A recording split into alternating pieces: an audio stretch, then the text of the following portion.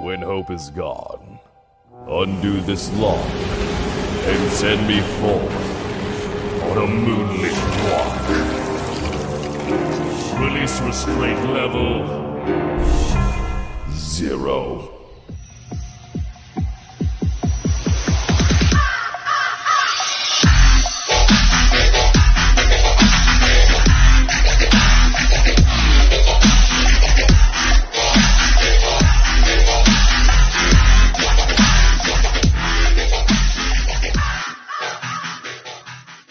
Hey kids, wanna see a dead body? Hi guys, this is the Void of the Ravenclaw. Welcome back to another fanfiction story. We're going to continue where we last left off in our story, but before we get into the story, this part will have a like goal of 100 likes. If this video gets 100 likes in about 4 days, I will start the next part of the script immediately. Of course, I'm going to have to make the script, but yeah, that will be in the next part to this, if this gets 100 likes, basically what I'm trying to say. Now, let's get into the story. Izuku was blasted by a shockwave of sound when the Titan gave out a simple animal roar. As Izuku slammed into the boulder, Izuku was indented into the rock structure. Terror, cough up blood when he made contact with the hard boulder. I'm sure the kids are right, Mara. Mara doesn't respond to Barry. She still has a worried expression on her face. She doesn't like the idea of a child fighting a monster of this caliber. But she's fully aware that the creature's transformation... But she's fully aware after the creature's transformation, she would have a hard time taking the creature down by herself. As she says this to herself mostly, "Hurry up, Superman. I don't know how long the kid could keep up." Izuku bolted out of the boulder, shattering the boulder when he blasted out of it, and headed directly towards the Titan. Izuku swung his right fist towards the alien creature, only for the Titan to tilt his head to the side and rammed his fist into Izuku's stomach, lifting him off the air by a couple inches. Weakling. The Titan immediately headbutted Izuku in the face with great force. Then the Titan grabbed onto Izuku by the face and slammed him into the ground while running. While he's running, he's dragging Izuku through the ground with incredible speed, as the alien creature simply tossed Izuku into several trees. When the dust cleared from Izuku being tossed through the trees, as from the dirt spreading around the area, as you see Izuku on his feet, breathing heavy. "I'm gonna kill you, you hear me, you stupid food? Let's see you survive this, you lower life form, piece of trash." Izuku created a huge water dragon. The huge water dragon flew towards its target, ripping through all the trees in the process that's standing between the water dragon and the Titan, until it got to its target. The Titan simply had a smirk on his face. Well, what sort of expression it looks like a smirk, at least. Izuku was unaware that each time it went through his evolution, his intelligence would increase from each stage. When the water dragon got close enough to the Titan only clapped his hands together as a shock wave of sound burst, well, basically burst, destroying the water dragon construct. As the water begins to fall from the sky, landing under the trees like a slight a slight rain shower that lasted about a couple seconds. Without warning, the Titan flashed right in front of Izuku. Nice try, weakling, but not good enough. You should have killed me when I was in my second stage. Now I have fully evolved. You are nothing. And you call yourself an alpha predator. Don't make me laugh. Actually, I'm gonna start laughing now. Because I find this whole situation hilarious. As the Titan begins to laugh at Izuku's expense. Are you mocking me, food? Mocking you? Indeed I am mocking you, little boy. Unlike you, hatchling, I am fully grown and in my final evolution stage. You have no chance. Everything has came so clear to me now since my evolution. And this fight doesn't matter. But I will enjoy it nonetheless. Show me more of your abilities, little predator. Izuku clenched his teeth and gave out a growl.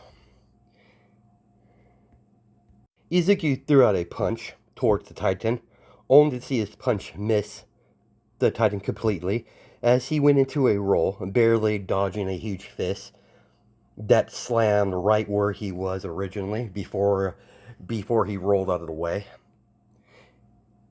Izuku tried to leg sweep the Titan, only to see the Titan jump up in the middle of the air over his leg sweep. Izuku did a backwards cartwheel and planted both of his feet underneath the Titan's jaw. He proceeded to use his hands to jump off in the air. He got in range in the middle of the air. He slammed both of his feet into the Titan's chest, tilted into a spin, then used a spin kick several times with his tail. It's basically a spin tail swipe, basically what it is. After the few kicks he landed on the Titan. Basically, the tail whip was at the end of his combo. Still in midair, he unleashed a barrage of water bullets out of his mouth, hitting the Titan and forcing the Titan to land on the ground hard. After shooting out a rapid water bullets out of his mouth, only to see his opponent maneuver around the bullets towards its plated armor over his body, making his attack completely useless against his plated armor skin. Might have hit the ground hard with his water bullets, but he maneuvered his body to get hit by the plated armor over his body. So, yeah, he's completely fine. When Izuku got on the ground, he immediately bolted forward and did a jump spin kick in the middle of the air, only for the Titan to make a after image of himself, as the Titan managed to land a vicious kick into the stomach of Izuku as he goes flying upwards into the sky, only to get hit right back down as the Titan appeared right above him and used both of his fists to slam him into the ground, making him shoot downwards into the ground hard. Izuku struggled to get to his feet, only to feel something wrapped around his neck. As it tightened around his neck and lifted him up in the middle of the air, as the Titan has his tail wrapped around his neck, hanging right in front of him. Then lifted him up to his eye level with his tail in the air as he would tighten the grip of Izuku's neck. As the Titan repeatedly slammed his fist into Izuku's upper body, making the young boy cough up blood. In pure defiance, Izuku shot out lightning bullets out of his mouth, hitting the Titan in the eye, making the Titan scream out in pain. Izuku swiped his claws, cutting off a piece of the tail that was wrapped around his neck. Izuku immediately jumped backwards into several flips when he landed on the ground. Before Izuku could capitalize on the opportunity to attack again, a shield came out of nowhere as Izuku sees a black-haired Amazon woman hit the Titan across the face with her shield as the creature stumbles backwards a little bit as Superman comes flying towards the Titan as the both of them disappear from their position as Superman is flying while holding on to the monster and flying through a bunch of trees. Izuku could hear the sounds of Superman's battle with the Titan in the distance. Got it from here, little warrior. You did good keeping it occupied until we arrived. Wonder Woman immediately bolted forward towards Superman and the Titan so she could get into the fight. Leaving Izuku as he leaned against the tree to recover as he tightened his fist in frustration by simply being overpowered by the Titan. He cursed himself for allowing it to fully transform. He knew he should have killed it when he had the chance, when it was still in his second transformation. He should have never allowed it to transform. He allowed his curiosity to get the best of him.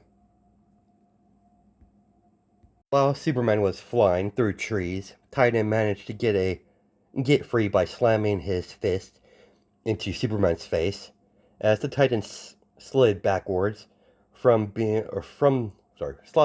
backwards by the momentum being flying through the sky so fast. When he finally got free of Superman's grip, Titan slid across the ground, stopping his momentum. The Titan is still trying to get his sight back from his eyes from the attack that Izuku point break range by his lightning bullets in the face. Once the creature got his sight back, he saw his new opponent. You're new. The other one that hit me with that metal object. Don't need to worry about that. She'll be here eventually. In the meantime, you're just gonna have to deal with me. Superman is staring down his opponent as he begins to hover slowly to the ground. So you can fly. I despise the flying types. Short pause. I'm not sure if I teleported Supergirl with Superman. Let's just say it was Superman. If I did, I just totally forgot about her, so I do apologize. But let's just say Superman, Wonder Woman, Mera, and Flash was transported along with Izuku. Only now, I'll add, I do plan to have Supergirl in the story. Not at this point. Let's continue. Clark is still limited what he can do while still wearing the device, suppressing majority of his powers. Somehow the device has drastically decreased his physical strength. Clark knows this is not the this is not going to be an easy fight. He could tell his opponent is very dangerous. And with his power lessened like this, it's going to be a tough fight even for him. If he had his full strength, this fight would have been over in seconds. But because he's limited, it's going to be a tough fight regardless. Clark was broken out of his inner thoughts by a humongous fist that was about to land across his face. Clark just had enough time to throw out a fist of his own. When the two fists collided with each other, there was a loud bang of, well, basically a shockwave. A wind shockwave was created from their mere physical contact of each other by throwing out their fists. Superman and the Titan slid backwards from each other when their punches collided with each other, basically. Titan wasn't expecting Superman to fly towards him, as Clark landed a powerful uppercut to the chin of the Titan, making him fly up in the middle of the air, as Superman bursted upwards, as you see Superman punching Titan all across the sky, like he's a ping pong ball, until Superman landed a Hail Mary by slamming both of his fists into the back of the creature, making the Titan go flying downwards, hitting the ground. Titan simply rolled to his side, dodging a fist coming from Superman when he dived downwards, following the Titan to the ground. The Titan landed a right hook to Superman's face, while Superman did the same, as they both hit each other at the same time, as they slid backwards from their physical strength. Being pushed back from each other by their blow, they got some distance from each other, as Superman and the Titan rushed towards each other, as they collide in a strength struggle, as the Titans, at the end of his tail, that was sliced off by Izuku, started to bubble up until the cut-off tail regrew itself. The Titan broke the power struggle by slamming his face across Superman's face, then soldier checked Superman, making him go flying into the forest. Titan felt something wrap around his neck as he turned his head to see Wonder Woman, as she swung her lasso around until the Titan went flying into the forest in the opposite direction of Superman. Wonder Woman saw Superman approaching. Sorry I'm late. Sorry I'm late. Thanks for keeping him busy while I was recovering from that last attack. I wasn't expecting that.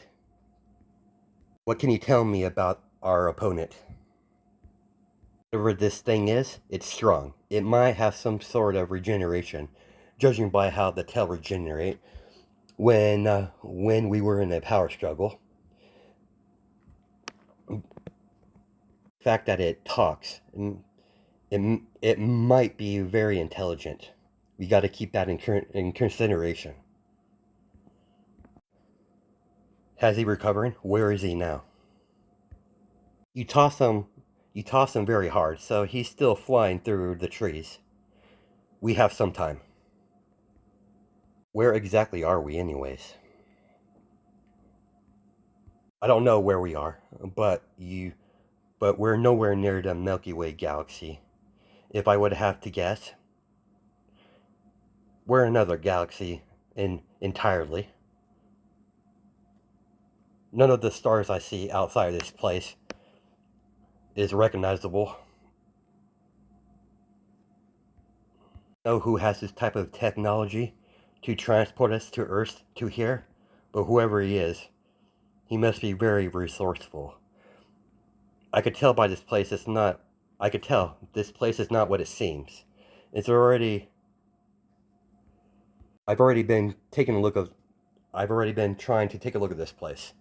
It's all mechanical. It's like a mechanical planet. It's quite impressive.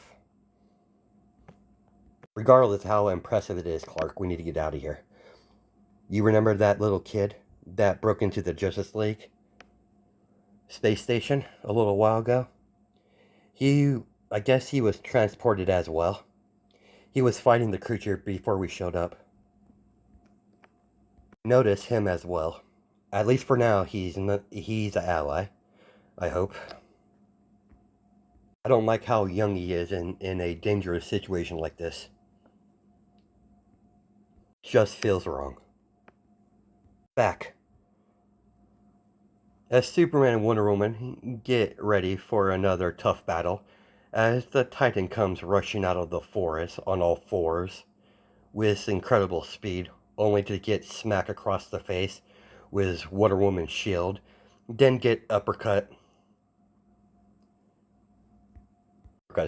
get punched in the face by Superman as the Titan goes skidding across the ground. Diana watch the monster recover by slamming its hands into the ground as she risen her shield and unsheathed her Amazon blade basically that she made from wood that she had forged on the island. Diana and Superman watched the creature scream out in pain as it stopped moving and started to hold his hands to his head, screaming out in pain on his knees. Might not be strong enough to finish the food off in its current form, but that doesn't mean I could not. That doesn't mean I can't assist. That doesn't mean I can't assist in his defeat. As much as it pains my pride that I need help, that won't keep him docile for long. I suggest you finish that thing up, so we could figure out where we are, anyways, and whoever's responsible for bringing us here in the first place. I've been enjoying my stay. My disappearance will be missed if I'm gone too long. The whole time he's been talking with Superman and Diana, he was using his sonar ability to target the Titan by his sound waves scattering his brain. After all, he has the ability to target whoever he wants with his sonar ability. Before they could capitalize on the situation, they heard clapping up in the sky as Izuku, Wonder Woman, and Superman look up to see Mongol with a smirk on his face, clapping his hands together. Izuku dropped his sonar attack at this point. Izuku even noticed the Titan's facial expressions, at least what facial expressions can be seen by the creature. His facial expressions tell the story of the creature's in pure fear, as is the creature's huddling over, trying to step backwards a little bit. It's impressive performance, Kryptonian. Even when your power is limited, you're still a superior combatant. Into a third stage evolution of a Titan, nonetheless. You, woman, Amazon, you're very precise and deadly, as expected from an Amazonian warrior. And you, my little friend, you are one interesting life form. Powerful, smart. It's been most impressive. I've been most impressed by your performance so far. I see promise in you, little one. I have much plans for you indeed. So powerful and so young. Imagine how powerful you'll be when you're fully grown. It's going to be glorious. By pure instinct, woman stand in front of Izuku and raise her shield in a protective manner, only getting a cackle from Mongol of the display of affection, well, by unconsciously. What do you want? And from you, or the Kryptonian. or to others. I no longer need any of you, so I'll be sending you back now. See those little nifty little devices on you? It has a side function. That little device over there will end those constraints, or the suppressors. They have a small minor teleportation feature, so goodbye for now. You'll be seeing me sooner or later when I come to conquer. When I come to conquer Earth. Have a safe trip home, heroes. As everyone gets teleported back to Earth, except for Izuku and Titan. Where did they go? Where did you send them? Send them food.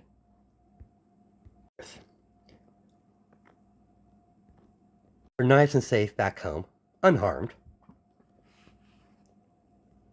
Me and Superman battle will be epic, but it's too soon for our battle. I have a proposal for you. As Mongol hovered down to the ground right in front of Izuku with a smirk on his face. But before we begin, my boy, I will be returning to Earth safe and sound. But if you're willing to listen to my proposal, I can guarantee you will be interested in it. Listening, food. Before we get started, I think I need to deal with the extra. The middle of Mongol's chest start to glow brightly as a beam of energy shot out, disintegrating the Titan on the spot. Let's move our discussion to a more appropriate place. As Izuku followed Mongol out of the forest area and deeper into War World to a large lounge with drinks waiting for them. As they both sat down on the table, as he ordered food from his servants to feed them. As the servants came in to place all the alien-looking food in front of the table, as Izuku sees all different type of weird-looking food, alien food, but food nonetheless. Normally, anyone from Earth wouldn't be able to eat any of these fine dishes, but because Izuku's so unique, he's able to process such food. Mongol's already checked. Took in strands of his DNA to look at. Allow me to properly introduce myself. I am Mongol, the ruler of Warworld, and I am in the business of conquering worlds. I would like to know your name. You might be animalistic, but I see a warrior when I see one. Go by terror, food. I highly doubt that's your real name, but that does serve. But that's for now. Oh, sorry. But that's good for now. A fine name. Terror. Huh. I like it. What exactly do you want, Mongol? As Izuku take one of the, or dig his utensil into one of the alien food and put it into his mouth. I'd like to strike a deal with you. I have some personal issue with a fellow warlord that goes by dark side. I want you to kill him. But of course, I know you're nowhere near his level, currently, that you need to be to face dark side. You haven't fully grown yet, so you have much potential. I took a little peek at your DNA structure. Whoever created you knew what they were doing. You have hidden powers just locked away, just waiting for you to unseal them. Do I get out of this deal if I fight one of your enemies? Dark side food. Simple, my boy. Terror. I will hand over one of my water worlds that falls in my territory. A planet that's filled with water. Just for you. After all, a predator needs a worthy planet, and Earth is not worthy of a predator of your stature. Of course, the planet there I'm going to give to you, if you accept. It's mostly 80% water. There's some land. and it has a healthier variety of different type of wildlife. The sea life, on the other hand, are filled with all sorts of sea creatures that you'll find interesting hunting as a superior predator as yourself. My own planet, you say? It does interest me, Mongol. When are you expecting an answer? How much time do I have? I don't like to rush into things like this. Plenty of time. I'm sorry. You got plenty of time to decide, my boy. I'm a patient man. Until your 18th birthday, you look to be around human age, around 10 or 11 years old, but you're no human. I can fully understand. I can't fully understand your aging process. It's very complex. But that's to give you enough time to make up your mind.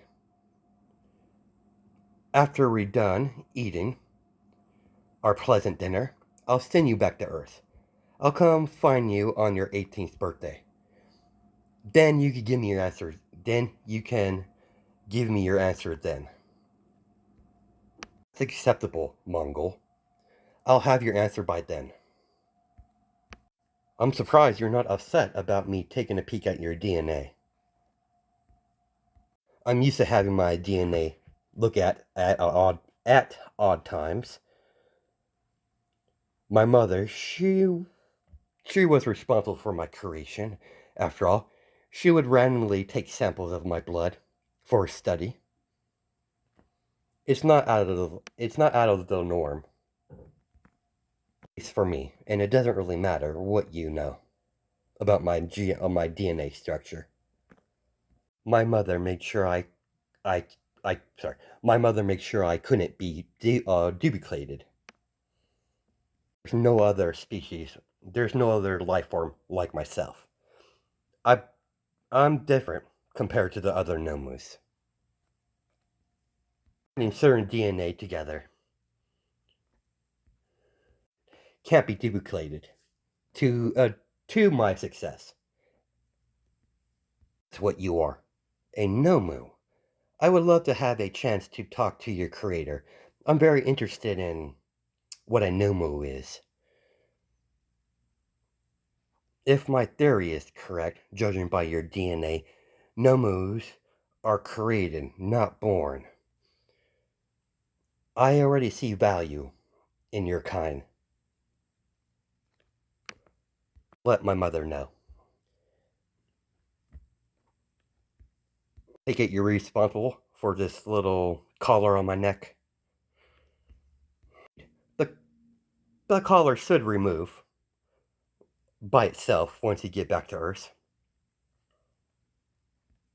The collar is removed. I want you to open it up. There is a small communicator, so we can keep in contact with each other, and then for future plans. And the communicator is waterproof, so it won't get damaged by water or any physical damage easily. It's very durable. Now, the only thing you could even use it on Earth if you frequent other if you created several devices to run on that frequency. I'll hand over the blueprints in good faith. So tell me, young friend, what are your goals? You must have goals after all.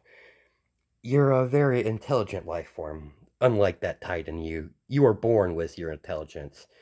You didn't gain intelligence by just simply involving yourself. A bit disappointed you killed that thing. But nevertheless, I really don't have a goal. I just want to maintain my title as the Alpha Predator. I have no interest in human understanding or desire and goals. I might have DNA in me. I might have human DNA in me, but I'm no human. I'm far more superior than humanity. All they do is damage the planet and kill each other without reason.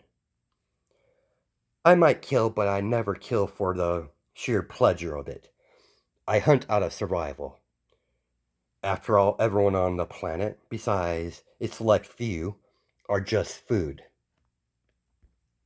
Who knows, Terra? You might gain a goal in the near future. But nevertheless, I think it's time we say our goodbyes. Follow me, Terra. I will guide you to the teleporting room. Izuku followed Mongol to the teleporters. As Mongol activated the teleporter, before Izuku stepped into the teleporter, he stopped. I will think about your offer, Mongol. Allow me to give you some friendly advice when you try to conquer Earth. I have no doubt you will try, but be warned. But sorry, give me a second, guys. Be warned. I won't interfere with you unless you enter my ocean without permission. I won't hesitate to bite your head off, Mongol. The ocean's mine. Stay the fuck out of it. Mongol found the ominous threat amusing. I'm liking you more and more, Terror. Duly noted. The moment Izuku was teleported back to Earth, he found himself right next to the pool in the apartment complex. The moment he turned his head, he saw a bunch of fire. He saw a flash of red hair. Put him in a hug. Got me so worried, nephew. I'm fine, Auntie Ivy. I'll tell you about it once we get inside. As you see Izuku enter the empty living room, everyone else is fast asleep as nephew and aunt sit on the couch. I'll start from the beginning. After explaining what happened when he was teleported, he left the proposal of Mongol out. He has plenty of time to decide what he's going to do. He'll inform Ivy when he figure out his decision. So there's no reason for him. There's really not a reason for him to bring it up. While explaining his story, he saw a mixture of different emotions expressed on Poison Ivy's face: happy, sad, worried, relief. As he saw all the emotions display on her face while explaining his entire story. 3 weeks has passed since his little trip to War World. His daily routine continued. Ivy's a lot more overprotective ever since his little vacation, but mostly it stayed the same.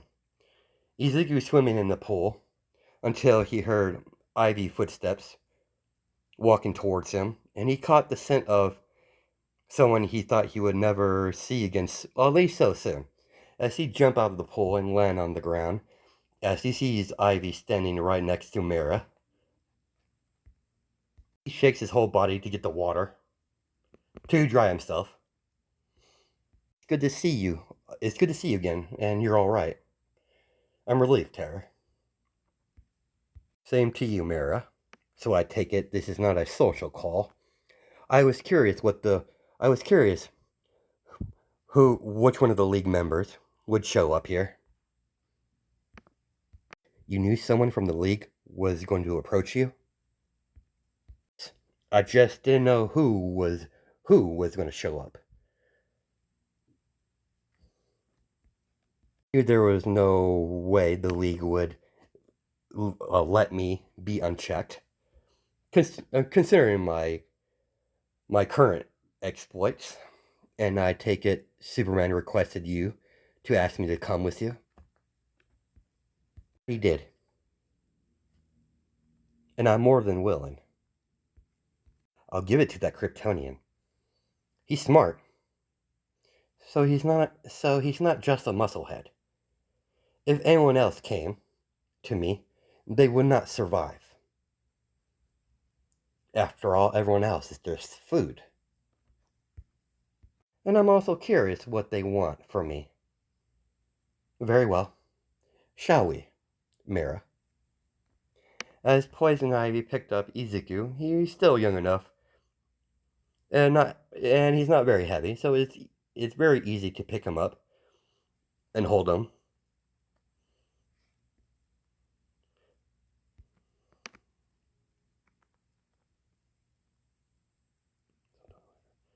Sorry, guys. Sometime later, after a long car ride to Metropolis, they found themselves in front of the Hall of Justice, dabbed right in the middle of Metropolis. Ivy had no intention of allowing her nephew to come here without her being here. She made it very clear to Batman that where her nephew goes, she goes. Surprisingly, Batman didn't challenge her on that. He was quite understanding. But Ivy could tell that Batman still is highly suspicious of her nephew. It would be weird if he wasn't. After all, Batman is well known to be suspicious of everyone. While he was following the Lantian into the Hall of Justice, he looked at all the details inside. The first time he was here, he didn't really have a chance to look around. He just needed to use their teleporter to get to the space station when he saved his mother. When they finally got to their stop, as Izuku stands in front of a huge door, as Mira showed him inside, the room was a large meeting room, as all the senior members of the league are all in all their seats. As so did Mira when she entered the room and joined the league, while sitting on their little thrones or whatever. Mira joined the league a little bit back ago as an emissary from Atlantis, so she could put a stop to any misunderstanding between the surface world and Atlantis itself. She's been keeping the peace between the surface dwellers and her fellow Atlanteans for years now. Izuku did notice a couple of familiar faces, as he has a smirk on his face, as he's showing his sharp teeth. We meet again, food. Runs out of his chair and hide behind his chair. You didn't tell me he was going to be here, Superman.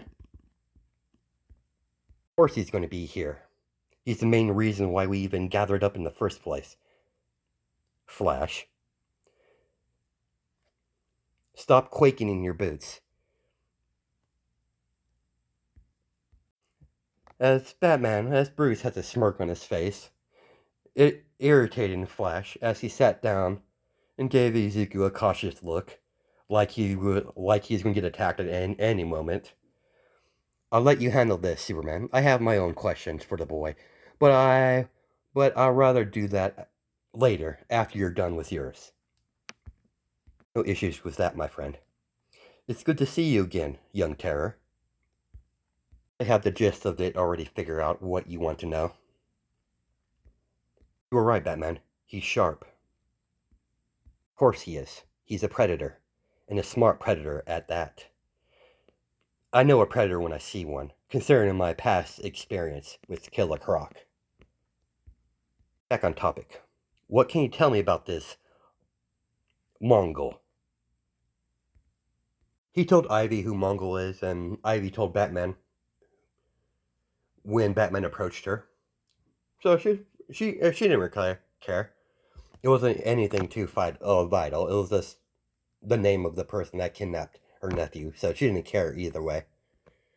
Back into the story. I really don't know much. He has some sort of issue with someone called Darkseid. In a place we were transported to, I believe Mongol called it War World. Outside of that, I know nothing else. How did you escape in the first place? They returned me to Earth. Apparently, Mongol took a liking to me. But what he said before he transported you all back, it's true. He tends to conquer Earth.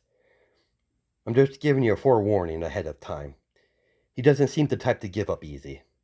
And according to Mongol himself, he's some sort of warlord, apparently. And he's not new to conquering worlds. That's really all the information I have. He wasn't very forthcoming to any important information outside of the obvious. If we're done with this sort of questioning, I'm ready to start my interrogation. Batman's not going to interrogate you. You actually believe that, and I'm surprised you could say that with a straight face, Kryptonian. My questions should be mostly painless. I will be more worried about the Amazon over there. She also wants some questions of her own. I will be including her questions in my questions in our little conversation, Terror. Let's get the big one out of the way. What do you know of the project called Terror? You're looking at him, and I have no idea what else Project Terror entails. My mother is not very forthcoming. She normally revolves important information until she thinks I'm ready. So your guess is as good as mine. What Project Terror actually is. Very well. You're not lying from your facial expressions. And Superman over there would probably sorry, Superman over there already got your heartbeat rate down, so if he hasn't spoke up, that means you're telling the truth. Do you have any knowledge of the DNA that was used to create you? I yes, I do. There is only two people. There's only two of the DNA that are in this strictly room that was involved into my creation, not including all the other DNA that wasn't human into my DNA structure. A variety of different predators. Not even I know what sort of animal DNA I was infused with. And for the two DNA strands that were used to create me, like I said, is in this very room. It's up to you what you want to do with that information.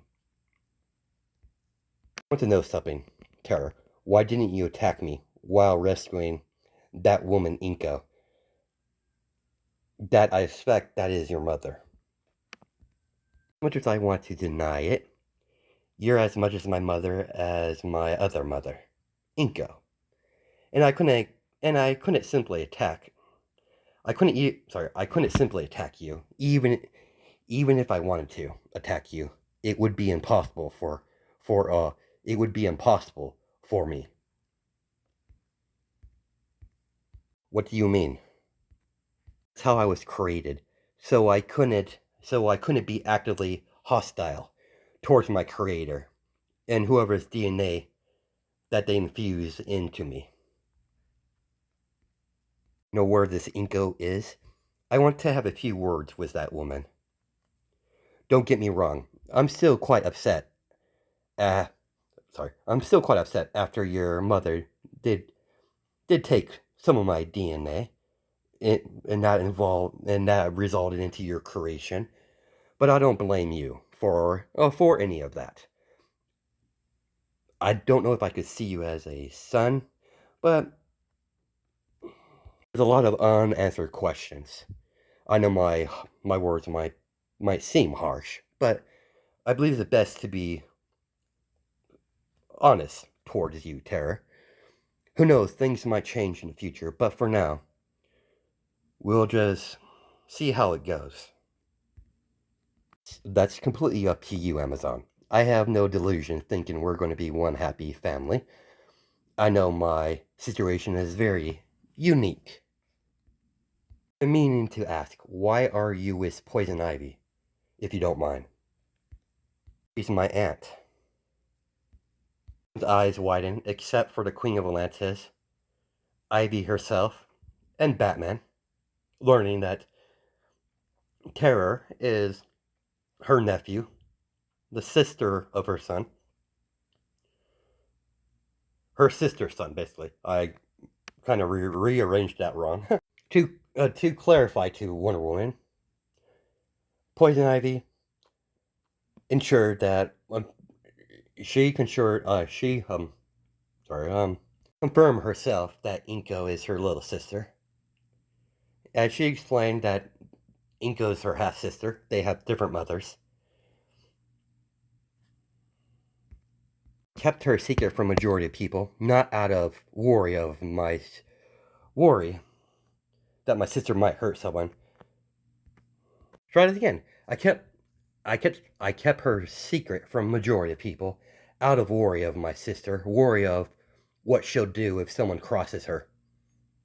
As you could tell from your first experience with my little darling sister, she's very intense, and when she wants something, she usually gets it, no matter what method she has to use. If it is all you wanted, then I'll be leaving.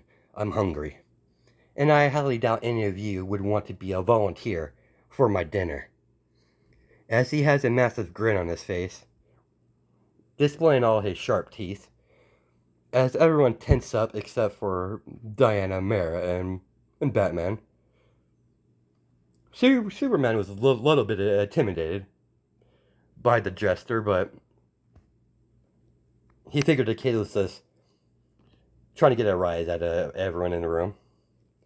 As Batman and Superman nod, as Ivy and Izuku left, the only reason Batman didn't involve himself with the boy even further is because he has a solid relationship with Poison Ivy. She's no longer a villain. Over the years, he's become to trust Ivy quite a bit.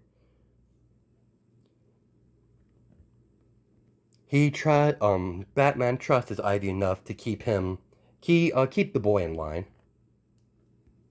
Watches Tara exit the room as she turns her attention towards Diana. Was that really necessary? That was a bit harsh. He's still just a boy. He's a bioweapon. Probably has the power of a demigod. And he's out of our control.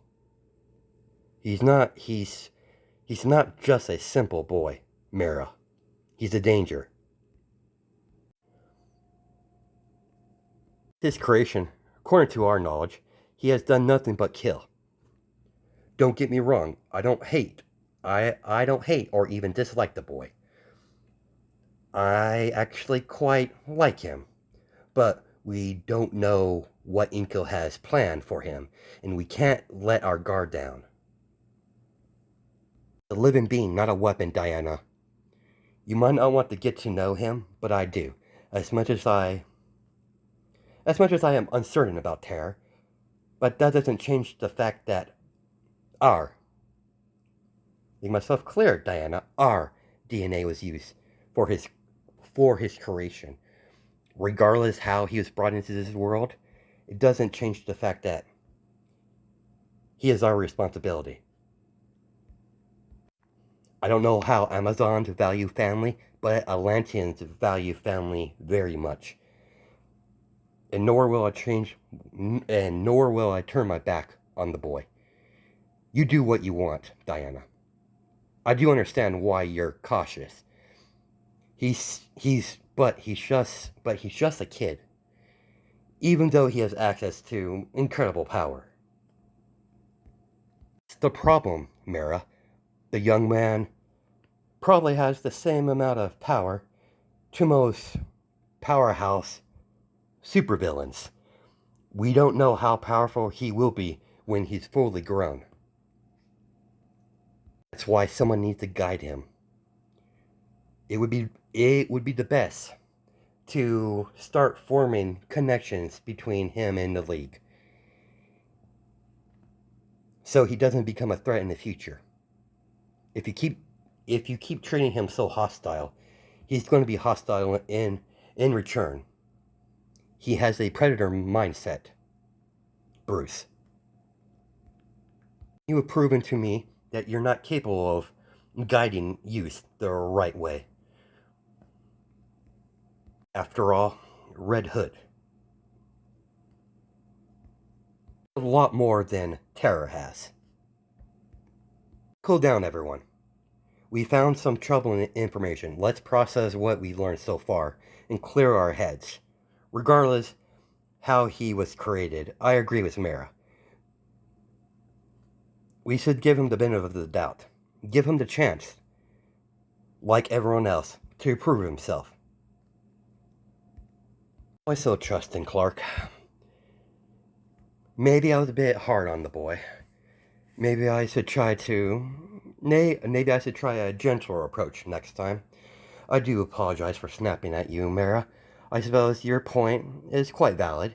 If we form some sort of connection with the boy, maybe we can prevent any misunderstandings in the future. I apologize, Bruce, for bringing up Red Hood. Well, Mara apologized to Batman, basically, bringing up Red Hood. I'm sorry, Bruce, for bringing up Red Hood. It was uncalled for. I let my emotions get the best of me. And I accept the apology. He knew she was sincere. As we cut to Izuku sightseeing with Poison Ivy in Metropolis, Ivy decided to let Izuku look around Metropolis. After all, they're already here. They might as well sightsee. Miro is supposed to drive him back to Gotham later on today, so they got plenty of time to kill. Well, that went better than I thought, Auntie Ivy. Sure you're alright, adorable little nephew. I did not expect her to be so harsh towards you. As she frowns at Diana's behavior. I'm completely fine, Auntie. It's up to her if she wants to be involved with me. I have no patience to deal with people that are not important to me. Sometimes I forget you're still just a little kid. You're really mature for your age, though. Process things differently. I might just be a kid, as you say, but my brain processes things a lot more differently. I'm not your normal kid, given my appearance. You're my nephew, after all. That's a given. Of course, you're gonna turn. Of course, you're gonna turn. You're gonna be unique. Where do you want to go next?